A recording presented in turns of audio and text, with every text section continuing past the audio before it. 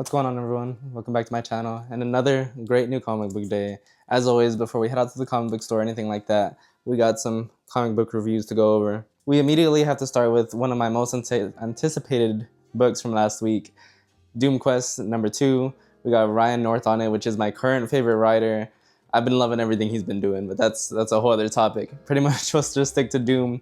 In this issue, well, first off, I actually want to say, for writers, it must be so fun to write like for Doom, like as a Doom character, because his words, I'll let you decide, if you feel like he's misunderstood, where you think a lot of Doom's actions fall at on like the line of right and wrong.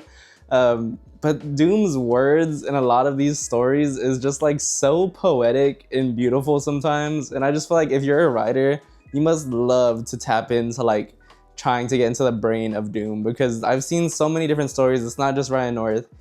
So many different stories involving Doom where Doom just has some of the most poetic words, I swear. Okay, that's just a whole other topic too. But yeah, in this issue, we have Doom pretty much stuck on the Titanic. And it's really interesting. He has to meet this, like, he has to influence change for the future, but in a certain way, like he has to meet a certain threshold. The change has to be enough for this machine to let him out of this like time loop thing that he's stuck in. So we get to watch him pretty much on the Titanic, and just the way that Doom would handle that. Every single way that he attempts to handle it is very just Doom fashion. It's really funny in some of the moments where we see like what his attempts are. But he finally gets out of it. He finds his way. Doom, being one of the smartest people, finds his way off. And then he still doesn't get to control where he's going. And so at the end of this issue, I'm not going to spoil it, but we get to see just like a peek of where he ends up next. This time loop ends up throwing him into a different spot in history. And yeah, it's just going to be really fun to see what he does with this next area that he landed in. So far, just a really good, fun issue. I'm loving it. Yeah, overall, Doom being one of my favorite characters, I'm happy to have any type of Doom ongoing story, and this is just another fun one. Just really fun to see how he acted the whole time on the Titanic. There was just moments in here where a lot of it was, like I said, poetic, beautiful, but also just really hilarious at times with the way Doom handles things. It's just really funny. Oh, I forgot to rate that one. Doom Quest #2, honestly, I'm giving that like a 4.5 out of 5. Really liked it. Next up, we got Bizarro, issue number 2. Oh my god, I'm always having trouble talking. Bizarro, issue #2. Immediately, I'm giving this one a 5 out of 5. I loved this issue. I am admittedly very new to the Bizarro character, but for anybody wanting to get into Bizarro, I think this is a great place to start. Bizarro Year None. This is issue #2. I believe it's just like a little 3-issue series as well. You get a lot of information about Bizarro in this. You get a lot of information on how his mind works and what he wants, what his goals are. And yeah, so it's just been really fun. Issue #2, we get Jimmy Olsen and Perry White. I believe those are their names. I hope I'm not messing it up already. But we get to pretty much see them navigate their new lives in this backwards metropolis that Bizarro has brought them to. While that's going on, while we're seeing them navigate their lives, we're also getting this interview in the background of Lois Lane and Bizarro. She seems like she was there months prior to Perry and Jimmy being there. And so, yeah, that's just an interview going on in the background. I'm not going to spoil it too much. Again, I don't want to spoil too much in any of these interviews. It's just supposed to be my quick reviews. I said interviews, in my reviews, yeah. But immediately a 5 out of 5. I thought this was really great. We get a really like good cliffhanger at the end when it comes to Perry White's. He's doing some like investigating stuff, trying to figure out how to get them out, but also just to figure out what's going on in this world. While that's going on, we get a great reveal from Lois Lane's and Bizarro's interview that I just thought was really fascinating. And yeah, this is another one I'm just loving. Immediate 5 out of 5. Even the artwork has been great. Flash #34, we're going back to Ryan North. Again, like I just said, Ryan North's one of my favorite people. I've been loving everything he's been doing lately. This is a new arc that we're on. We got pretty much this whole issue is getting just a full breakdown of the flashes of insight. How Flash can pretty much just see the future now. It's interesting. It's really fun. This was a really wordy comic, which sometimes I really enjoy. For this one, I did because it did really just break down his whole new ability, pretty much. They just scientifically and even Dummy Proof broke it down for us. Like I feel like if you want to understand how his ability works and why it's working and all of that, that's basically what this issue got. We did get a cool reveal at the end of what the next villain he's going to be fighting is. But for the most part, that's what all of this issue was, is just getting a breakdown on how that new power he has is going to be working. Oh, that's probably a 4 out of 5. We'll go 4 out of 5 with that one. Next up, Narco. This was my main anticipated for last week. Narco issue number 4. I forgot that this was just a $3.99 one. I don't think they're all $3.99 because this one felt so much shorter. But the artwork's still been good. This is pretty much like a murder mystery for anybody that's not following from Image Comics. It's been really good. We got a great reveal at the end of this one. Like I said, it was a $3.99 book, so it was pretty short, but we got enough to set up for the issue number 5. It felt like this was somewhat of a filler issue, which feels weird to say because we got a huge reveal. But yeah, I would honestly highly recommend Narco to anybody. This is still a great time to jump on. I don't know how many issues long this series is supposed to be, but it's been really good. It's honestly been one of my favorite ongoings, and I look forward to every single issue that's coming out. Even the reveal that happens in this one, I don't think it's a full, like, okay, now we understand the rest of it. There's definitely still pieces missing to me, and I think even we pretty much get a reveal on, it's semi-spoiler, I'm going to say. We get a reveal on one of the murderers, and I'm saying one of the murderers because I don't believe that it's just this one person. To me, it doesn't fully make sense with the one reveal we got. I think there definitely has to be so much more to it. And so, yeah, Narco issue number 4. This was a solid, I would say 4 out of 5 still. I sometimes when I give too many books to the same ratings in a row, it's kind of like whenever you're answering, like, you're taking a test back in school and you would answer, like, B, B, B for the little circle things. And it was like, I'm answering too many of these in a row. Like, I got to switch it up. Even if I feel like I'm right, one of these got to be wrong because there's no way it's all B. That's how I feel with this. So, like, I can't give too many books 4.5s in a row. It just makes me feel wrong. All right, lastly, we got The Eye Collector. This is the book that I took a chance on last week. This is from Jonathan Baugh and Lyndon Rancheka. I hope I'm saying that right. We even got GMB Chamachuk. I hope I'm saying that right. The reason I wanted to go through the creators' names is I always feel bad whenever it comes to like comics that I really did not enjoy. So I still want to say, like, in a way, I appreciate it. I appreciate it. The artwork was really cool. I'll pop up a picture here of the artwork. The artwork in this was so sick. But for most of the part of the comic, I did not understand what was going on. As cool as the artwork was, I was very confused. At the end of the comic, they even have a full letter, like, kind of explaining themselves, talking about how this was originally supposed to be a film. They wrote this for a film. It was not supposed to be a comic book. And I could even see it being a film, and I can see myself actually liking this if it was a film. But for the book itself, I just didn't. For the first issue, pretty much, there was nothing that really made me feel intrigued by it. I was more intrigued at the fact that at the end of the book, we have a little paragraph from Scott Snyder almost endorsing the book. It's saying how he like is supporting it and he sees the vision and all of that, which almost made me feel like, what am I missing? You know what I mean? Like, if someone that great sees it, what am I missing? I don't know if I'm gonna buy the other issues though. It's like, even with that, I don't know if that's enough because I was just so lost through most of this. I did not understand what was going on. It's a sci-fi horror, which is cool. It was one I was excited to get into. I was really excited because I don't have any sci-fi horrors currently, so I was excited to get into it. But for issue 1, I just didn't know. There was nothing about it that made me want to even like look forward to issue number 2 at all. So yeah, I think this is gonna be a drop for me. This is honestly a 1 out of 5. It just was nothing about it besides the artwork. So maybe like 2 out of 5 if I'm being nice. Because the artwork was really, really cool. I'm 100% gonna give it that. The artwork was sick.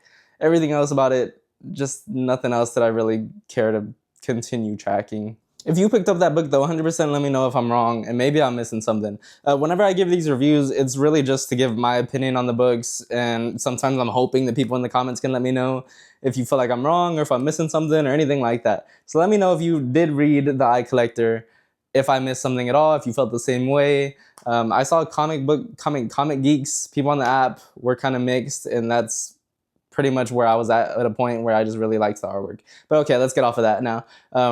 That's it for my comic book reviews for the week. Let's head out, let's get some caffeine, and enjoy this new comic book day.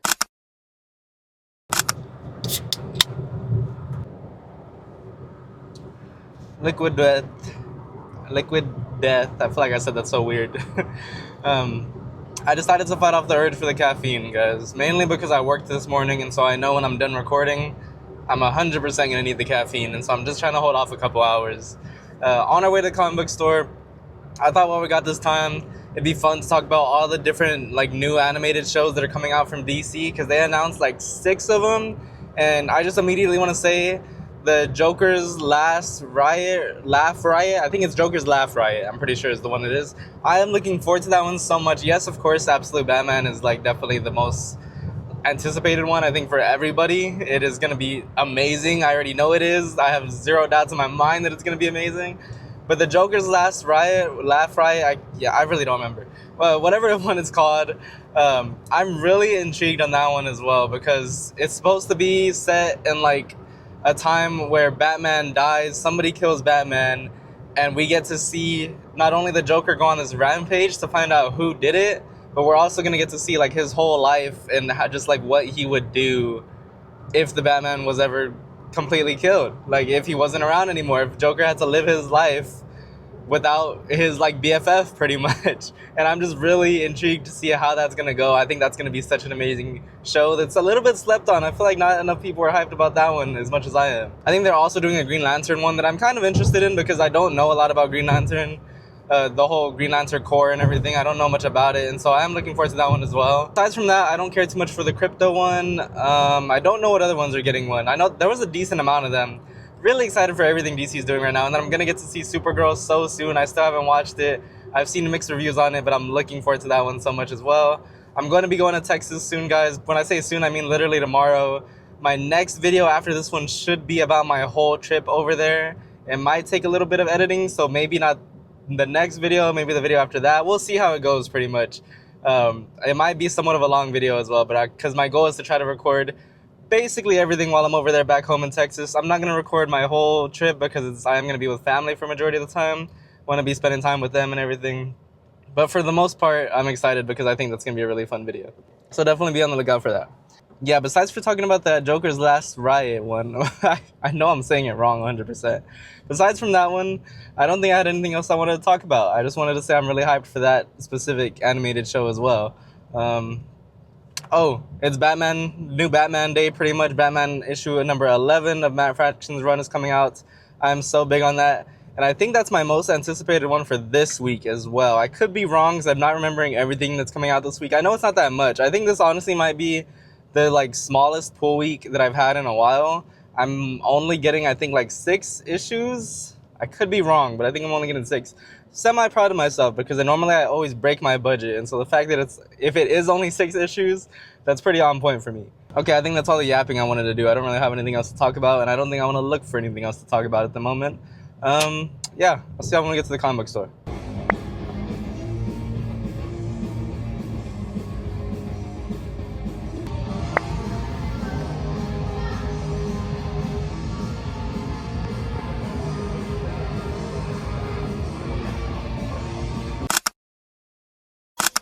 Alright, and just like that, we're back.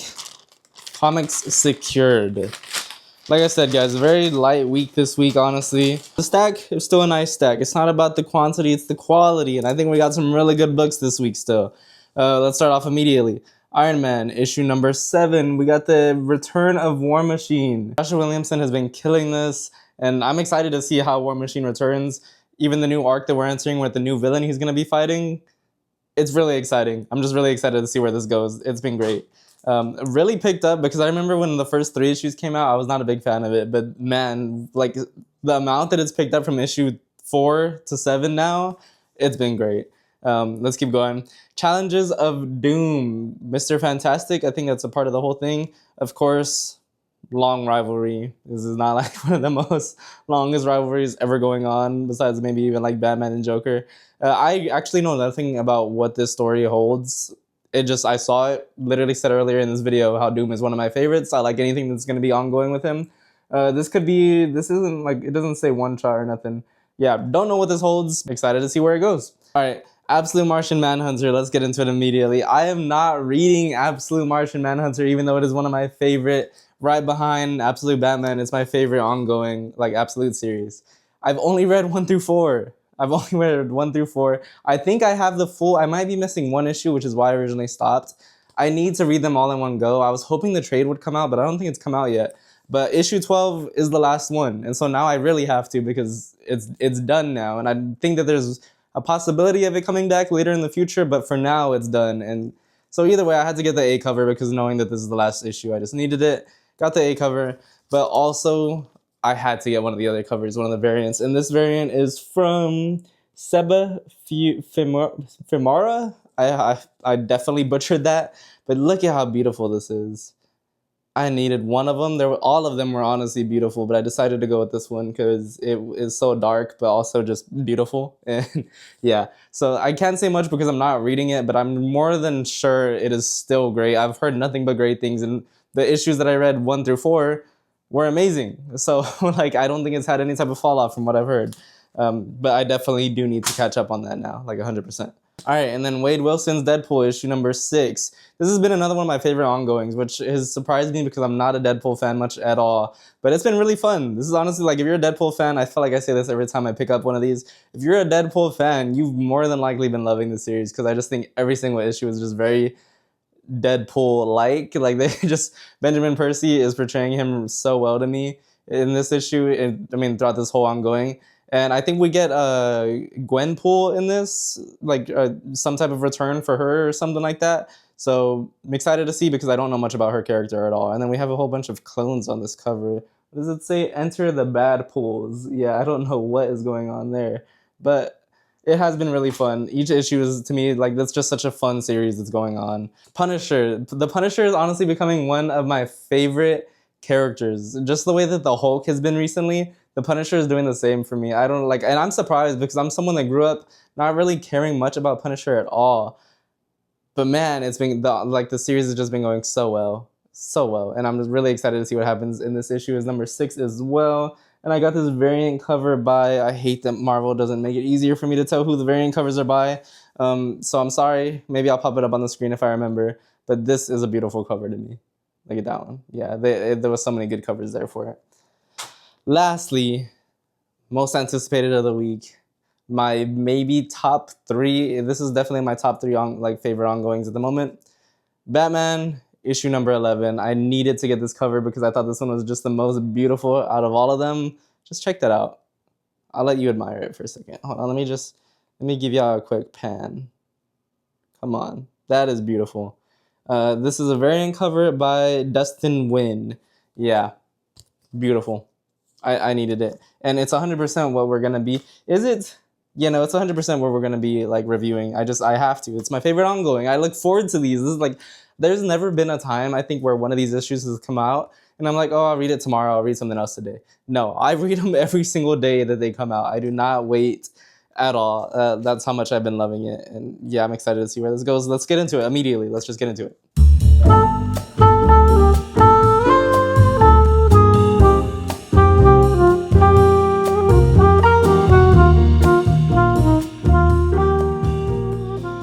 Okay, to be completely honest, just like immediately, this was a very underwhelming issue. I feel like the most filler issue probably so far. Well, no, because it's had a couple.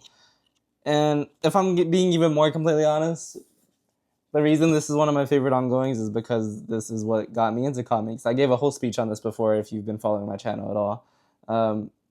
Very underwhelming issue, though. Very underwhelming, I'm not gonna lie. We got some cool moments. We got a little bit more action scenes from this samurai assassin. Her name is Oho, I believe is how I'm saying it right. I hope that's like the way I'm pronouncing it is correctly.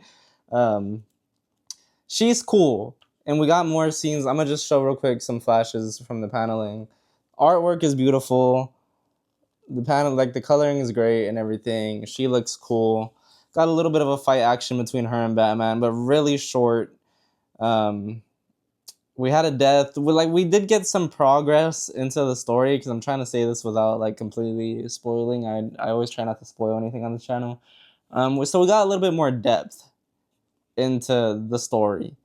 Penguin's trying to make some moves, which is cool. So it seems like we're gonna get a little bit more of Penguin involved in this series.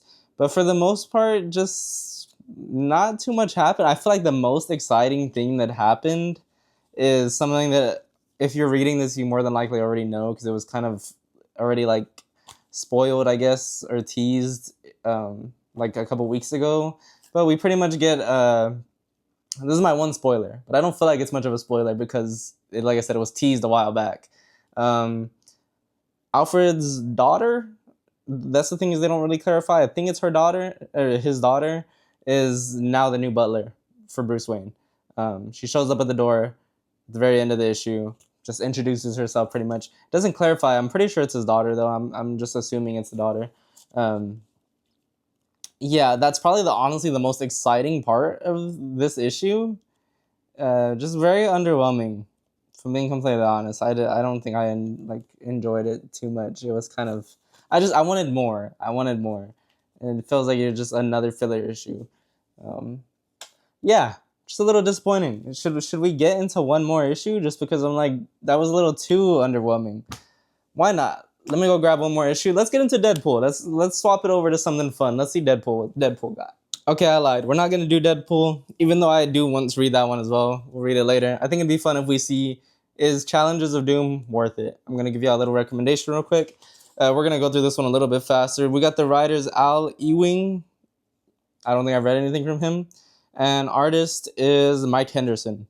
Another name not too familiar with for me. But yeah, let's get into it real quick. And I'm going to give another quick review and let y'all know if I think this is worth it or not.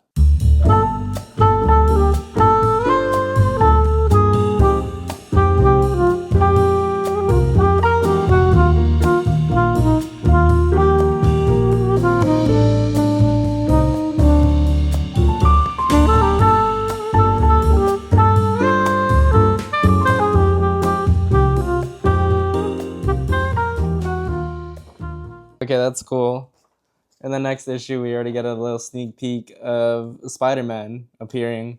Okay, so this is immediately, I can just say, if you don't know anything about Doctor Doom, this pretty much just gives you the origin story. It gives you the origin story of him, and you get to see his first time meeting Reed Richards, and you get to see them in college, their conversations, the way that Doom already feels levels above everybody around him, even Reed Richards, and how Reed Richards pointing just one thing out wrong with like something that Doom is experimenting on kind of drives him crazy immediately. And yeah, it's just, he's extremely vengeful.